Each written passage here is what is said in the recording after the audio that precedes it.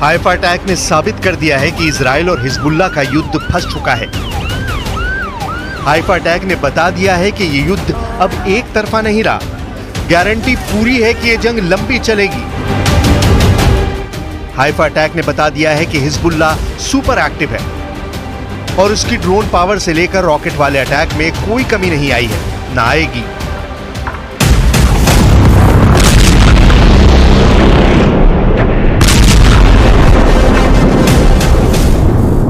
Haifa में Israeli अड्डों पर जिस तरह हिजबुल्लाह के ड्रोन फटे, वो नेतन्याहू की आर्मी के लिए बहुत बड़ा झटका कहा जा रहा है। हिजबुल्लाह का C3 इस वक्त इजराइल के लिए सबसे बड़ा खतरा बन गया है। C3 का मतलब 3C। 3C के मायने कमांड, कंट्रोल और कम्युनिकेशन। यानी हाइफा अटैक ने बता दिया है कि हिजबुल्लाह का C3 बरकरार है। अब सवाल उठ रहा है कि जो लीडरशिप और फोर्स का ऑर्डर हसन नसरल्लाह के वक्त मौजूद था, वो अब भी जिंदा है, या ये कहें कि हसन नसरल्लाह मरकर भी हिजबुल्लाह को कंट्रोल कर रहा है। यही मैसेज पूरी दुनिया को जा रहा है।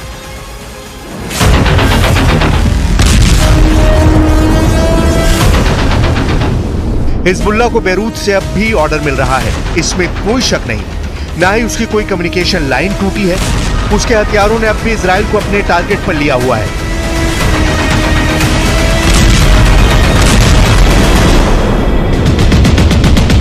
ये सब तब देखा जा रहा है जब दक्षिण बैरूत को मिटाने के लिए इजराइल लगातार हमले कर रहा है।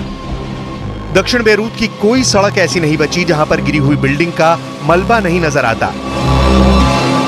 लेबनान में इजराइल की बमबारी से 2300 से ज्यादा लोग मारे जा चुके हैं, जबकि घायलों की तादाद 11,000 पहुंच चुकी है।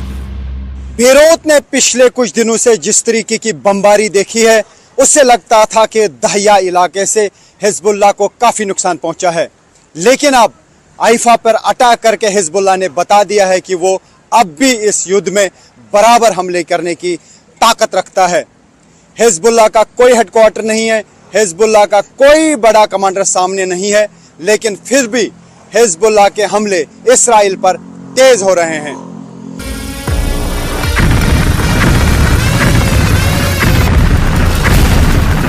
हिजबुल्लाह का मकसद साफ है और हाइफा से आने वाली तस्वीरें उसके मकसद को पूरा भी कर रही हैं। हाइफा की सड़कों पर एम्बुलेंस और मिलिट्री की गाड़ियों को दौड़ता हुआ देखकर पूरा इजराइल ही नहीं, अब दुनिया पूछ रही है कि हसन नसरल्लाह और उनके कमांडरों को मारने के बाद भी हिजबुल्लाह का नेटवर्क कैसे चल रहा है।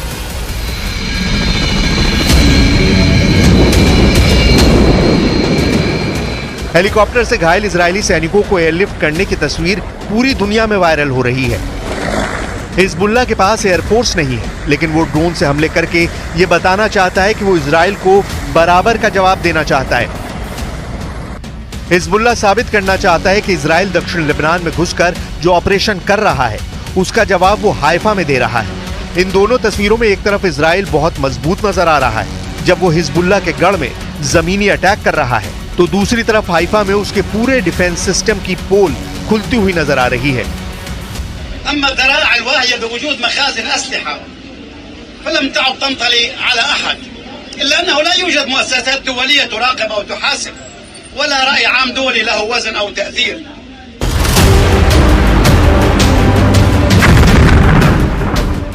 हिजबुल्लाह ने दक्षिणी हाइफा में गोलानी ब्रिगेड के अड्डे पर हमला किया। यहाँ इजरायली सेना का बिनयामीना अड्डा है और यहाँ पर ड्रोन से पूरे इजराइल में हड़कंप मच गया। हाइफा में इजराइल के बहुत ही खास मिलिट्री अड्डे पर हुआ ये बहुत ही खतरनाक हमला रहा। ये नेतन्याहू की बड़ी नाकामी बताई जा रही है। Hezbollah is dug in. It's much better defended. It's much better forces. They've got much better trained by the Iranians, and they've got tremendous faith. I probably think they will fight on. They'll take a few days to reorganize the command and control, because that has been utterly destroyed by very good Israeli intelligence and incredible.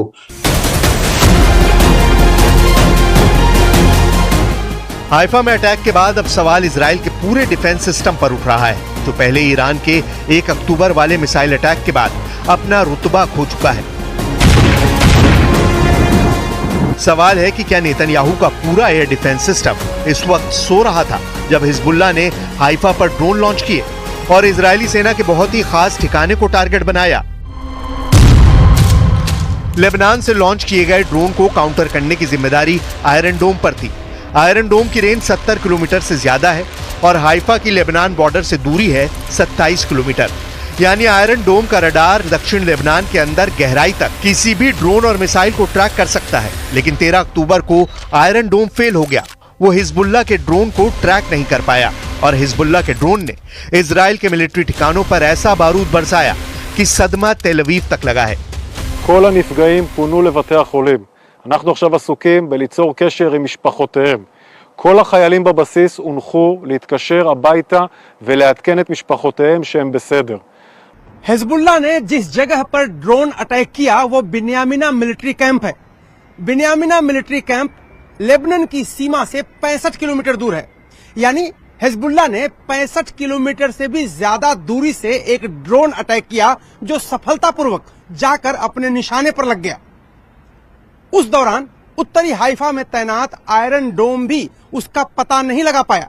तभी तो Israel की air सीमा में बिना किसी रोक टोक के ये drone बिन्यामिना military camp पहुंचता है और वहां बड़ा धमाका कर देता है।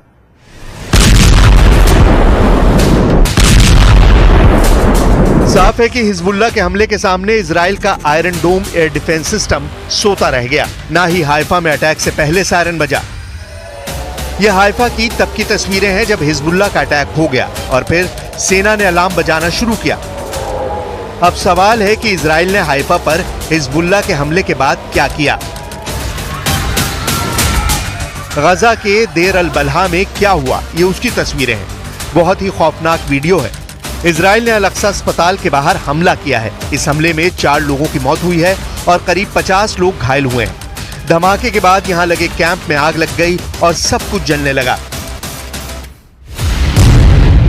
नेतन्याहू ने कहा था कि हसन नसरल्लाह के मारे जाने के बाद हिजबुल्लाह का अंत हो जाएगा, जो नहीं हुआ। नेतन्याहू ने कहा था कि वो बेरूत को गजा बनाने से पीछे नहीं हटेंगे। बेरूत पर हमले जारी हैं, लेकिन हिजबुल्लाह एक्टिव है। नेतन्याहू ने कहा कि दक्षिण लेबनान से वो हिजबुल्लाह को उखाड़ फेंकेंगे। वहां भी ऑपरेशन जारी है और इजराइल के लिए गुड न्यूज सुनने को नहीं मिली है। Those pages haven't ended the war. They probably angered a lot of people in Hezbollah because, and it's not just Hezbollah, a lot of Lebanese don't like them, particularly Sunnis, but a lot of them feel that Hezbollah is representative of, represents Lebanese resistance. So what are they going to do? If Iran lets them, they'll fire some more of the ultra precise weapons in the next few weeks. So probably that's going to happen. Hezbollah और Israel की लड़ाई सिर्फ border पर नहीं हो रही, ये कई फ्रंट पर हो रही है। और नेतन्याहू के लिए बड़ी फिक्र की बात यह है कि अब ये फ्रंट इजराइल के अंदर खुल चुका है। इसमें कोई शक नहीं कि इजराइल अब बेरूत पर बमबारी का नया रिकॉर्ड बना रहा है। लेकिन इजराइल इस वक्त बहुत ज्यादा दबाव में है। नेतन्याहू ईरान पर पलटवार करने की सोच रहे हैं, लेकिन पुतिन और पेजेकिशियान की मीटिंग के बाद ईरान से जो रिपोर्ट आ रही है वो इजराइल के लिए बुरी खबर कही जा रही है।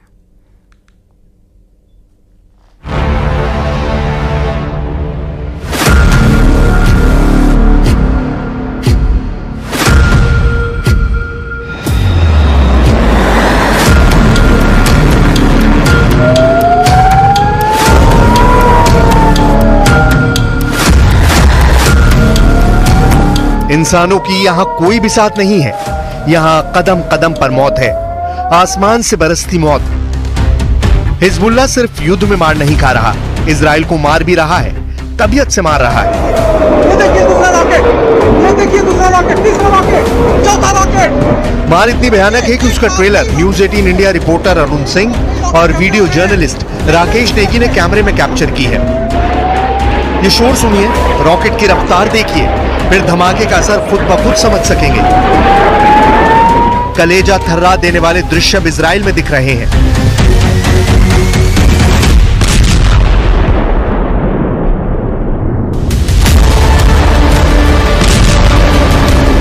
हिजबुल्लाह के हमले को नई धार मिली है। ईरान भी अब खुलकर इजराइल को दहलाने जा रहा है।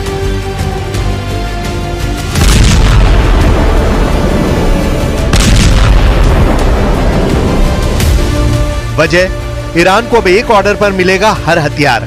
खामनेई की डिमांड पर रातों रात मिलेगी हाइपरसोनिक मिसाइल। कुछ फोर्स जब चाहे उसे मिल जाएगा सुपरसोनिक आसमानी लड़ाका। ईरान को न्यूक्लियर थ्रेट हुआ तो एटम बम का भी हो जाएगा जुगाड़। इजराइल हो या अमेरिका, ईरान को अब किसी से नहीं डर।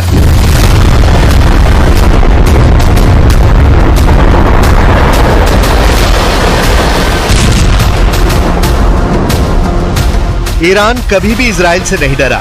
ईरान ने हर बार इजराइल के हमले का जवाब दिया। ईरान ने बम के बदले मिसाइल से दहलाया। लेकिन अमेरिका के वॉर जोन में आने के बाद से ईरान की जमीन खिसक गई थी। ईरान को सुपर पावर के जंगी बेड़े डरा रहे थे। ईरान को न्यूक्लियर बमों से लोडेड फाइटर जेट से बचने का कोई रास्ता ही नहीं मिल रहा था।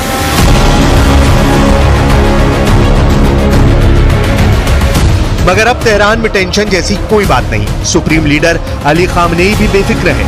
वजह है मॉस्को से हुआ एक ऐलान। ईरान को रूस से क्या क्या गारंटी मिली है, डिटेल व्हाइट हाउस तक पहुंच गई है, जिसके चलते करीब एक हफ्ते से नेतन्याहू से बातचीत नहीं कर रहे प्रेसिडेंट जो बाइडेन ने फटाफट मीटिंग फाइनल कर ली है। यानी 2 हॉटलाइन एक्टिव है 24/7।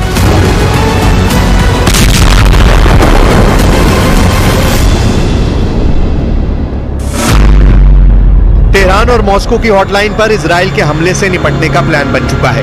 वहीं रूस के वॉर जोन में एंट्री के बाद प्रेसिडेंट बाइडेन और नेतन्याहू नई रणनीति बना रहे हैं।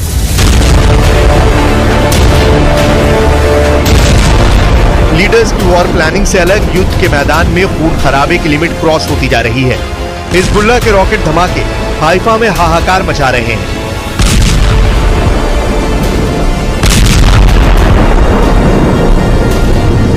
जैसे बेरूत जल रहा है, ठीक वैसे ही दृश्य इजराइल में दिखने लगे हैं। लेकिन इजराइल के बारूदी प्रहार को झेलने की हिम्मत अब हिजबुल्लाह में बची नहीं।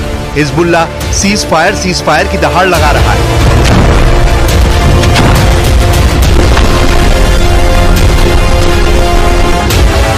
मगर इजराइल का मकसद साफ है।